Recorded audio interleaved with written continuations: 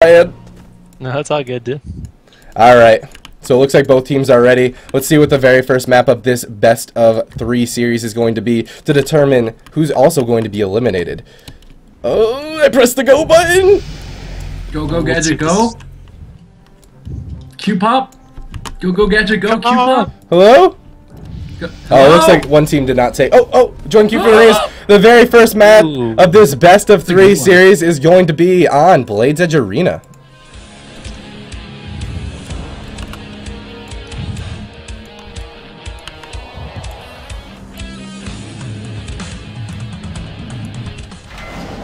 Alright, boys, it's Blades Edge Arena. Now, you both said, ooh, you were very intrigued by Blades Edge Arena. Is that because balance is port? Well, the reason I say that is because I think Speed Racer Go is going to have to attack balance. I think that's their main kill target, and on this map, I mean, balance is going to have the Z-axis port. He can easily roll off the bridge and then port back up top, and it's sort of his playground to kite, and it's going to be a lot harder for them to kill him on this map than any other.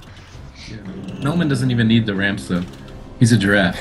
He can just hit people from down below with his glorious long neck. And he's a miniature giraffe. Let's not, look at the Melman point of view right here, man. He is pumped. He's got a smile of death on his face. He's ready to kill. This is a pissed off giraffe. He is ready.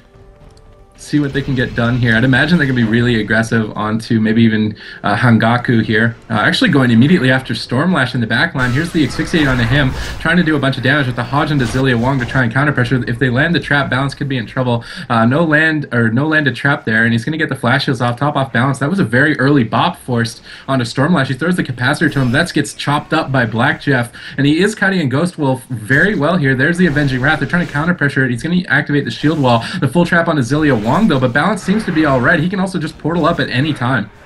Yeah, he's going to be completely safe because of that, and Stormlash gets bopped out of that Hodge from Zileawong. Well done by them. Balance actually taking a little bit of damage here.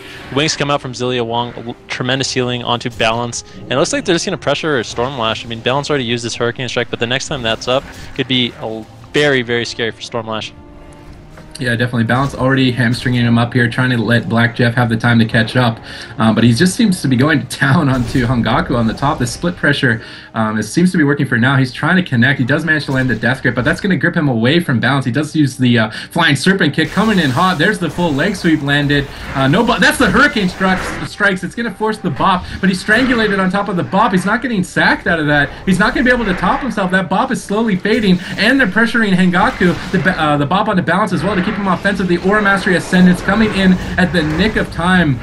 Zilia even throwing out those denounces as well, but Stormlash immediately abandons the bridge. He is down below, and Blackjeff is having a hard time connecting, it would seem. Yeah, I mean, first Hurricane Strike forced the first bop, second forced the second, so this third Hurricane Strike coming up could mean the death of Stormlash. At the same time, he's down to around 30%. He could just die without it. I mean, Windwalkers and DKs do an unbelievable amount of damage, and it's so hard for the Shaman to kite. Being caught into that DR stun. He does have his Trinket available for the next stun, and he does have Spirit Link, so, I mean, he's not going to be in too much trouble if he uses cooldowns correctly. Yeah, and Balance has such a karma, but like you're saying, it could be answered with the bop, but I think Hangaku's already blown through it. He could just touch a karma offensively here. He has to drop the Spirit Link, and they're still pursuing after it. They've killed the Spirit Link. There's the leg sweep land. He's going to have to Trinket immediately. Both Hangaku and Stormlash trinketed. There's the sacrifice just to reduce the damage, but this could be it. Into the Havoc, so into the Fists of Fury. Hangaku has to bubble at 70,000 HP. Stormlash just can't get a heal off. He did manage to juke the Mind Freeze, but he has to drop the second Spirit Link. Hangaku trying to answer with some damage of his own. The Avenging Wrath comes out, but Zileawong pops the Aura Mastery. He should be able to heal Blackjeff up to full HP, and the next stun combo is going to come up, and that's might just be the end. No Trinket available on this Ret Hunter Shaman. Yeah, no one really has anything left, and I mean, team of Melman is just sitting so pretty right now, none of them even taking damage. Here comes the full Asphyxiate onto Stormlash. Balance using those cheat torpedoes offensively. The Fist of Fury comes out, and he goes down to 15%. If he gets down to 10, he is going to get Touch of Death and just die. Somehow still alive, but Balance just sticking on him, not letting him get away at all. And this team of Speed Racer Go just cannot counter pressure Team Melman. Gargoyle comes out. This could be it. He's running for his life at this point. Hurricane Strikes come out. 20,000 HP. He's trying to go for the heal. It's not going to land. He goes for the Riptide. Aura Mastery coming up in the nick of time. And a Hodge into Zileawong. They're trying to counter pressure Blackjeff. The Murder of Crows comes onto him, but he's just going to AMS. Zileawong trinkets out of that full trap. He knows his team has the power. He does get locked out on that Hex. He used the Gift of the Nara, but the full Asphyxiate comes out. Soul Reaper is up. Fist of Fury connect. How much damage will he take? Not going to dip to the Soul Reaper range just yet. He gets gripped back though. Blackjeff trying to do whatever he can, and to point out, Blackjeff is doing a great job with his pet. He's interrupted Hangaku multiple times with the Shambling Rush, as well as stunned him up. So good cross DC from Blackjeff and his pet. There's the Gnaw to try and prevent any off healing as well. And Stormlash is just running on fumes. 20,000 mana, a full trap on a Zileawong, but Blackjeff doesn't care. He's just doing damage to whoever he can at this point. He needs to connect onto Stormlash, and he should be able to. He might just get soloed. The Hurricane Strike leg sweep comes out, trinkets up in 1 second, but it might not be enough. Fist of Fury Asphyxiate overlaps. He needs to. He's gonna sit that. What a greedy play right there. He gets sacrificed, but Hangaku is dying to the sacrifice damage even. Yeah, and they're just under so much pressure right now. I mean, he does have his trinket available for the next stun, but he doesn't really have any healing cooldowns. And at the same time, he gets a huge heal, able to finally top himself. But they have not really forced anything on Team Melman. I mean, they're just sitting. They just have so much pressure. Zileawong caught into a full trap that will be freedom, so the duration will be reduced a little bit. Meanwhile, Hangaku popping his wings, maybe even defensively here, and he just died. I think he got touched to death and just fell over dead, having to pop that wings defensive, but it just didn't matter. And Balance actually taking a selfie, so well done by him. Let me go ahead and take a quick recap on Melman selfie hype. Melman yeah, selfie make sure hype. you check out the selfie at the end of that game. All right. That was impressive. I'll be sure to do that. Oh my god, replay selfie hype. Replay selfie hype. So right away, you see the Shaman. He has Ascendance up, and he does top himself off there. But Gei Hangaku, he is pretty low at this point, and he did bubble earlier to help his friends out. And so that's going to come back to bite him right now as the full trap lands in Zileawong, but they're not pressured at all. And there's Hangaku. He's taking so much damage. He's wingsing. He's trying to generate the holy power to heal himself, but it's just too much damage. And eventually, even like he's using his defensive cooldowns just to help out his Restoration Shaman. And I did get a little snippet of that of that selfie there, but the very first round is going to go to Melman. And this is the best of 3, so Melman needs to win 1 more if they want to advance. But this other team, they're already up for elimination. But that was Blades Edge Arena. Do you think that they gave them an advantage or no? Yeah. Yeah, absolutely. It just makes Balance like not really a target, you know? Right. So you think can that just jump off and chase the Shaman, and if he's ever under pressure, he can just port up and heal himself, or just kite away and not be in too much danger. I did want to shout out a couple people that are hosting us. Legendary Leah and Legendary Leah and Soda Poppin are both hosting us right now. So thank you so much, guys. I really appreciate it, and I'm glad that you can get behind us. Thumbs up to you. Hashtag GCDD. But that's the emote, by the way, if you're a subscriber, GCDD. He doesn't want to actually give you his D. I never said that. I'm asking Hangaku what the next map is going to be. So you think that if they choose, say, like a smaller map, that Balance is going to be the kill target? I feel like he's the only kill target, really. It's going to be really hard for them to kill a DK. You can just be so tanky. I don't know. Alright, so the next map choice chosen by Hangaku's team, Speed Racer Go, is actually going to be Tolvaron Arena. I'll see you in there.